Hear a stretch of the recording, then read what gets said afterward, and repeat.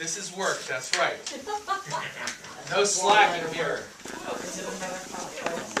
No kicking back and relaxing. As I mentioned earlier, I want you to answer the question, what is it that makes you afraid? What is it that makes you afraid? So, I do not want you to write your name on the card. But everyone write Alex's name on the card.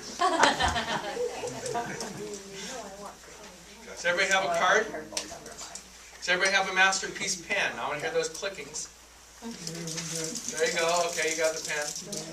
So write down briefly, quickly, what it is that makes you afraid. Write that down. Whatever it is that makes you afraid. This one, I can't read. Noun. None. None. None. Okay. Sure. Heights. Some people are afraid of heights. We have therapy for you. Yeah, I mean, I'm not a heights person. Getting low on gas in the car. That is, yeah, I mean, as long as you're not paralyzed by that, if that'd be good motivation. Yes, I'll mix it in somewhere. Caramba.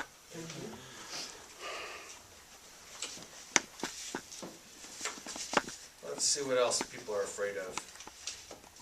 Dying alone. Oh. Yeah.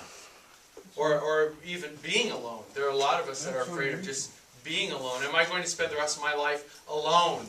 You know, without cockroaches. Who did that? I did. Okay. Anybody, you know, that wants to console her about cockroaches, you can talk with her later. I don't like them myself. Yeah, I don't like them myself. But I'm not afraid of them. No, I don't like it. Yeah. Getting caught in the howling? Hail? Yeah, that could be. Okay. Uncertainty. Unknown. We're afraid of the unknown. You know, not what's going to happen. Predicted danger, yet no one can prevent it. Kind of like earthquakes. You know, we're predicting an earthquake, but we can't prevent the earth. I mean, not here in Arizona, but that's why we all live here, because that's how we deal with that. Sometimes not knowing what tomorrow will bring, which is kind of like the uncertainty and unknown. Very good. Thoughtful. Traveling in darkness. Yeah, that can be. I mean, sometimes for me, I mean, even stepping into the garage at night, you know, we've got one of these light switches on there that senses when there's human activity and switches on, but it's got a delay. So, I mean, I step out into the garage and I start walking, and I'm thinking, you know, it should actually be on by now. What am I going to run into? And traveling in darkness. I mean, I remember one time when I was driving across the Navajo reservation, and I was in the middle of nowhere, and it was just pitch black. There were no stars that night. It wasn't bright at all. I thought, this is the darkest thing I've ever seen. And it had nothing to do with it being the Navajos. It was just a dark place. It was so isolated out there in the middle of nowhere. Love. There's some people that are afraid of love. Okay? Being away from my phone for a while. Alex. I wonder if there's a clinical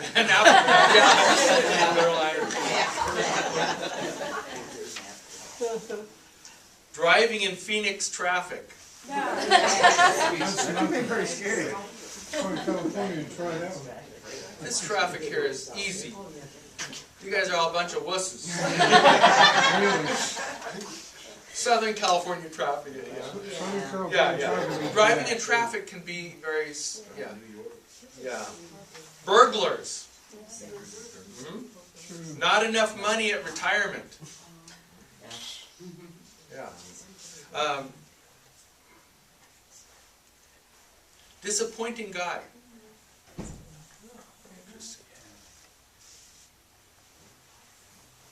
A disappointing family. And something, failing to get things done right. Or failing to get things done right. Crazy people with guns.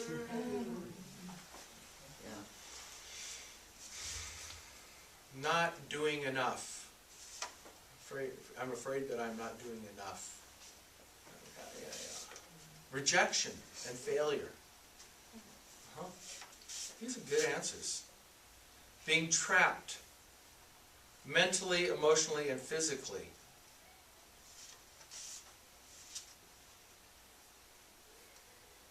Afraid of losing my family. I'm afraid of not reading your writing. Not being able to provide for my family. That one was clearly printed. Fear of rejection, and we had that one. That was good. I thank you very much for your input. That helps us frame the discussion that we're going to have this morning. And I want us to read or hear from the Psalm 27.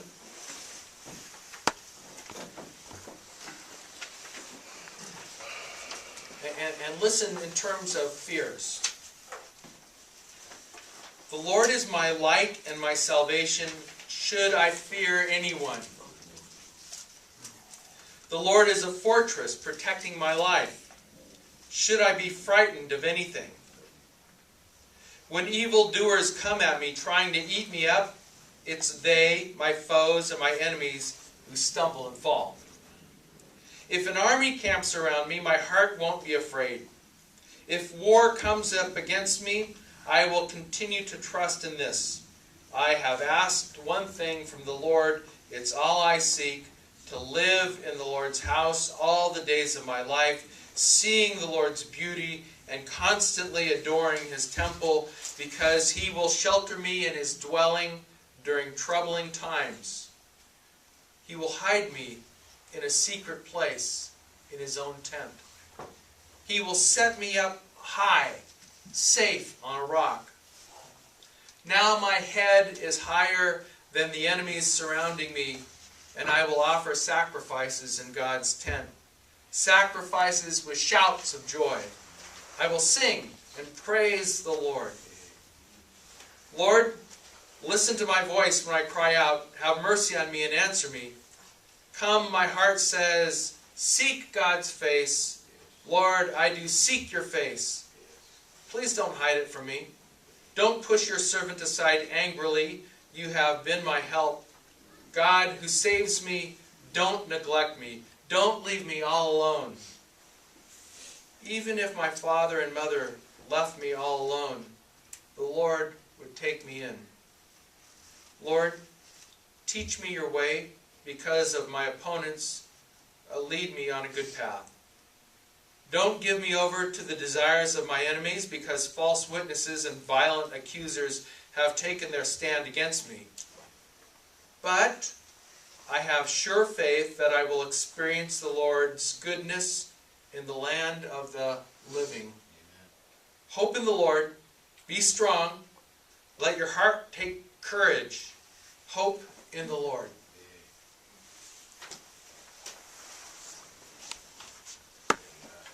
Obviously, there is a lot to be afraid of.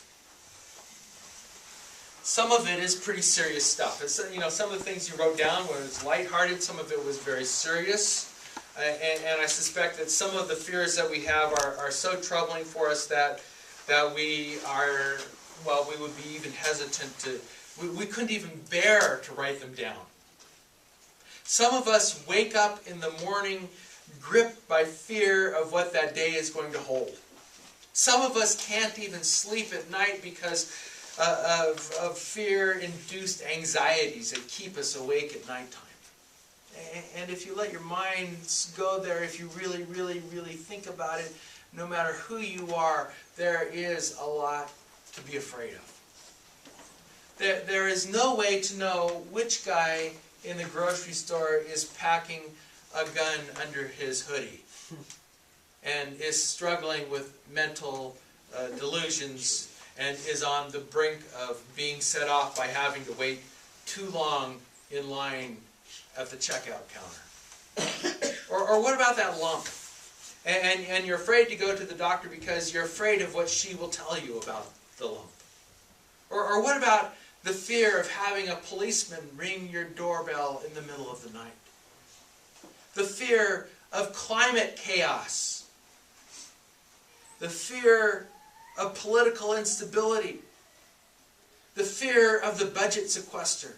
We're going over the cliff. The fear of Iran getting the bomb. The fear of drug cartels shooting it out on the edge of town. The fear of growing old without enough resources to grow old. I have an online friend in Minnesota who on Thursday his house burned. Glenn's a very cautious person by nature, and I'm sure he'd taken adequate precautions, but the fire still came, and he and his wife are fine, but their dog and cat died in the fire. They don't have any children, they just had pets, and now the pets are gone. And it could happen to any of us. You know, we kind of, that gnawing fear in the back. There is a lot to be afraid of if you let your minds go there. And now some of us just don't let our minds go there. We don't let our minds drift in that direction. We don't pay attention to the news or keep in contact with our children. I mean, it might be easier that way.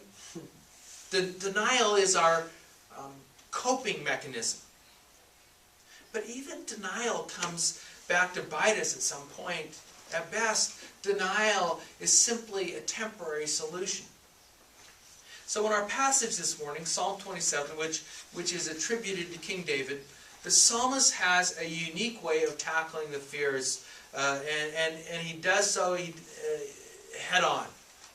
So I want us to look together a little more closely at Psalm 27. And as I looked at it this week, I've started to see 5 actions that the psalmist takes to overcome the fears. 5 actions to overcome fears, to become brave and courageous. Now, I'll tell you, this is not a formula. It's not like if you do A, B, C, D, then that's going to, that will fix everything for you. But it's a picture of how he succeeded in overcoming the fears and how he dealt with the fear. So, the first action is this. Number 1, profess confidence in God.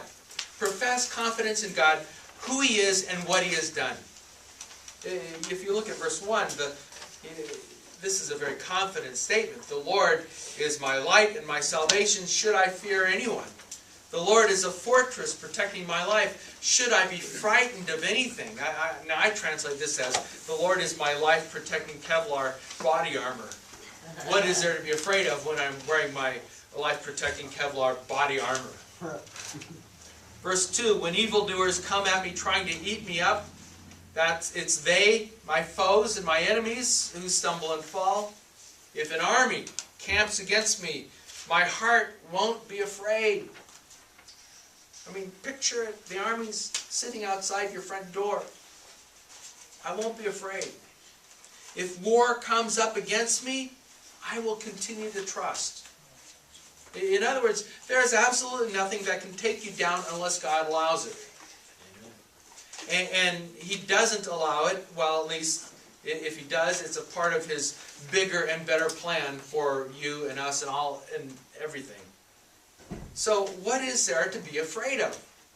It's win-win for those who express confidence in God. Who He is, what He has done, what He's already done. And now this kind of confidence in itself is not always well received by people. I am a fairly confident person in myself. I'm comfortable in my skin. I have a good sense of who I am and what I do. And yes, I'm under a lot of pressure at times. but I usually sleep really well at night. I have restless leg syndrome and kick Cheryl sometimes, but I sleep well at night. I don't know, and it doesn't keep me awake. And maybe some ways it just it's a good sign that I'm able to relax so much that I can kick her. Unintentionally. I mean, it just is. Suffer from RLS. It is real. It is real. Yeah, it's real. We're going to start a support group. Every month I have for our wives. That's right. Exactly. Every month I have to fill out a report for my church planting supervisors, and one of the questions on the report is, "Are you feeling anxious about anything?" Every month, this question they ask me this question: "Are you feeling anxious about anything?" And so every month I go through this mental process of analyzing my life, evaluation, and I ask myself what I might be feeling anxious about. Am I feeling anxious about family? Am I feeling anxious about the people in the church? Am I feeling anxious about finances? Is there anything I'm feeling anxious about? And I keep coming to the same conclusion every single month that there are lots of things that I could be feeling anxious about, but honestly, I don't feel anxious. Not even about kicking your wife? No, she deals with that. She takes care of it. Sometimes I even feel bad that I am not anxious or fearful. Maybe I'm not taking my work seriously enough. Maybe I should be more anxious about things. If I were really doing my job, I'd be anxious about these things. But I've seen enough. I've gone through enough to know that God is going to take care of it, so I usually refuse to get all worked up over the problems. But sometimes my confidence is interpreted by others as indifference.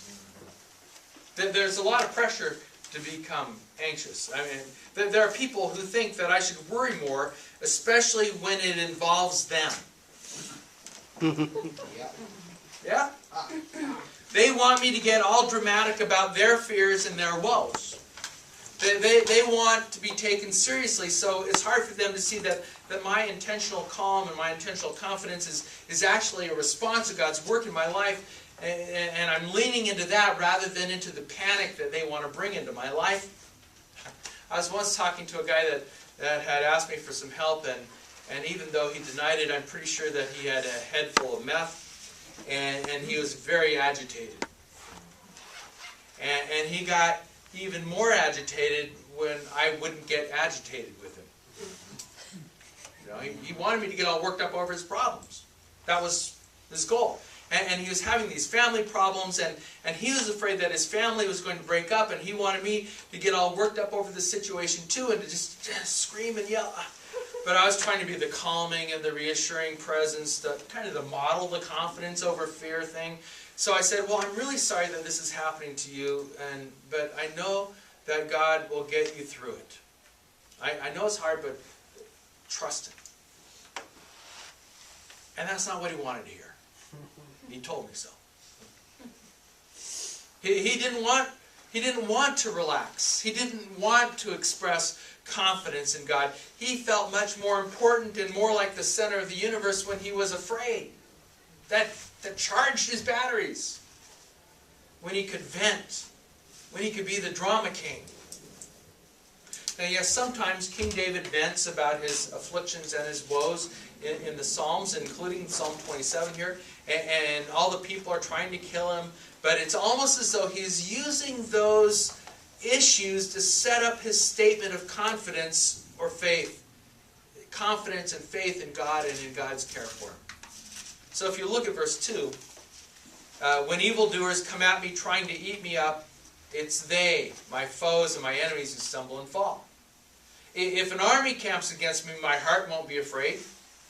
If a war comes against me, I will continue to trust. He's listing all of these causes for fears, but then he's doing it so that he can state emphatically that he's confident in God's care. Rather than fixating on the problem and wallowing in the related fear, profess confidence in God, who He is, what He's done. The second action. Focus on God's presence. Focus on God's presence. Verse 4, I have asked one thing from the Lord, it's all I seek, to live in the Lord's house all the days of my life, seeing the Lord's beauty and constantly adoring His temple. Now this is interesting because when David was king, there was no temple. Think about it. The first temple was built by his son Solomon after David was gone. This, if David actually wrote Psalm 27, is then a reference to the tabernacle. The big tent where they for centuries worshiped the Lord before actually constructing a stone brick and mortar kind of building. Even a worship tent is a place of beauty because it's a symbol of God's presence with His people. It was meant to be this reassuring presence, especially during the difficult times. You could look over and you could see the tent. You could see the tabernacle. You could see the smoke coming up. You could see the pillar or the fire. And verse 5, because He will shelter me in His own dwelling during troubling times. He will hide me in a secret place in His tent. He will set me up high, safe on a rock. Now, David is not saying, when I retire from being king, I think that I would like to become a priest so that I can hang out in God's presence all day long. Instead, he is saying, as a troubled king, I find my refuge in God's presence. I'm going to focus on His presence rather than on the trouble that I'm in. I'm going to look upon the beauty of the Lord rather than upon the ugliness of the situation, the ugliness of the trying situation. There is real ugliness out there. Sometimes we sing a little song that was written in the 1920s that talks about focusing on God's presence. You know this. Turn your eyes upon Jesus. Look full in His wonderful face. And the things of earth will grow strangely dim in the light of His glory and grace. Now there's a verse to this that doesn't get sung so much because the tune isn't quite as catchy as the chorus. And the words are, through death into life everlasting, we pass and we follow Him there. Over a sin no more hath dominion, for more than conquerors we are. It's a little clunky in terms of the way that it works, but the point is solid. Death is defeated. Sin is no longer in charge. So what greater fear is there than that sin could be in charge? To turn your eyes upon the Lord, for in Him we are better than victors. In Him, in His presence, all the causes of fear are disarmed in the presence of the Lord. To live in the Lord's house all the days of my life, seeing the Lord's beauty. The beauty of the Lord disarms our fears, and in our adoration we find shelter and protection from the fears. Are you afraid? Worship. Verse 5. Because He will shelter me in His own dwelling during troubling times. He will hide me in a secret place in His own tent. Sequestered place. And He will set me up high, safe on a rock where I can look down and I can see that I'm above it all. Now my head is higher than the enemies surrounding me, and I will offer sacrifices in God's tent, sacrifices with shouts of joy. I will sing and praise the Lord. Thirdly, instead of viewing the threats in your life as a problem, see them as an opportunity to dig deeper with God. dig deeper with God. That's number 3. Verse 7, Lord, listen to my voice when I cry out. Have mercy on me and answer me. Come, my heart says, seek God's face. Lord, I do seek your face. Please don't hide it from me. A little push-shove kind of discussion with God that he's having here. He's trying to get in deeper with God. Please don't hide it from me. Don't push your servant aside angrily, or you have been my help. God who saves me, don't neglect me. Don't leave me all alone. Even if my father and mother left me all alone, the Lord would take me in. Verse 11, Lord, teach me your way because of my opponents. Lead me on a good path. Because of all this going on, teach me your way. This is an opportunity for me to learn, to be deeper in you, to know more about you, to be closer to you. I want to know more of you and how you operate and what you're doing and what you're thinking and what's going on here. So please, verse 11, please, Lord, teach me your way because of my opponents. Lead me on a good path. That is, Lord, I want to take advantage of the situation and learn more about your path.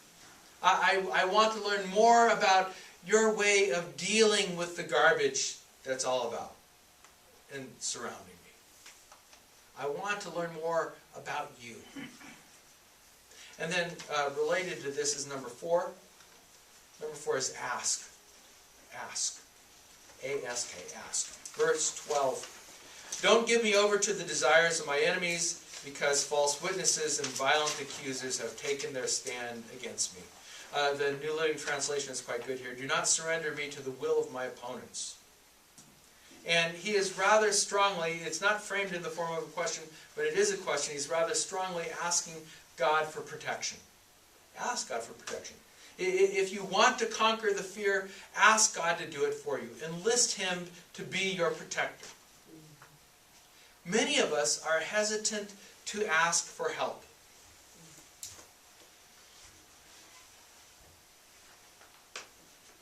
We see it as a sign of weakness if we have to ask anyone for any help.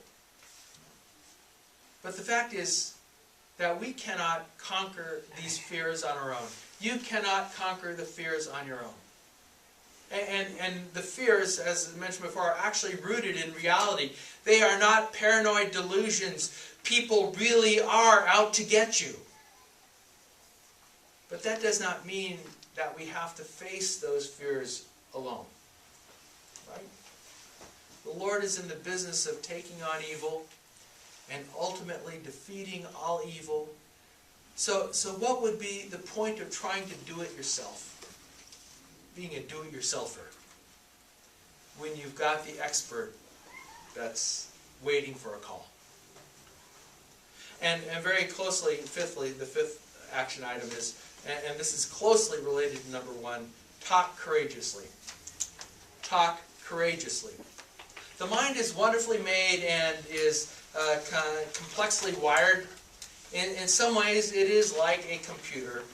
What you program into your mind is what comes out of it. The output is only as good as the code that is put into it. So if you are constantly programming your mind negatively, if you are constantly telling yourself that life is bad, if you're constantly telling yourself that your problems are too great, that you can't handle it all, that if you're constantly telling yourself that no one cares about you, no one cares about me, if you are constantly telling yourself that you are a victim, if you're constantly telling yourself that no one understands you, regardless of whatever programming language that you're using, you are programming yourself for fear. Right? But if you are in the Lord, and His operating system is in you, is running your mind and running your life, and you are programming with His courageous language, for all you geeks, the output will be confidence and faith and courage. And that's exactly what is going on here in verses 13 and 14. The psalmist is talking to himself, or since this is a sung poem, we might say that the psalmist is singing to himself again. And he's reassuring himself that his faith will overcome. But I have sure faith, and I will experience the Lord's goodness in the land of the living. Verse 14, hope in the Lord. He's talking to himself again. Remember, be strong. Let your heart take courage. Hope in the Lord. In our gospel reading, which Alex read for us a few moments ago, Jesus is well aware of the direction that things are going. And if anyone had cause for fear, it would be for him. Yet we are struck by his sassy confidence. He doesn't give any sign of backing down. If you look at Luke 13:31, at that time some Pharisees approached Jesus and said, "Go, get away from here, because Herod wants to kill you. They're out to get you." And Jesus said to them, "Go tell that fox, look, I'm throwing out demons, I'm healing people today, and tomorrow, and on the third day, I will complete my work. However, it's necessary for me to travel today, tomorrow, and the next day, because it's impossible for a prophet to be killed outside of Jerusalem." Jesus was not afraid. And as his followers, we are walking behind him or beside him in confidence that radiates from him, even when we're walking toward Calvary. And that is the good news.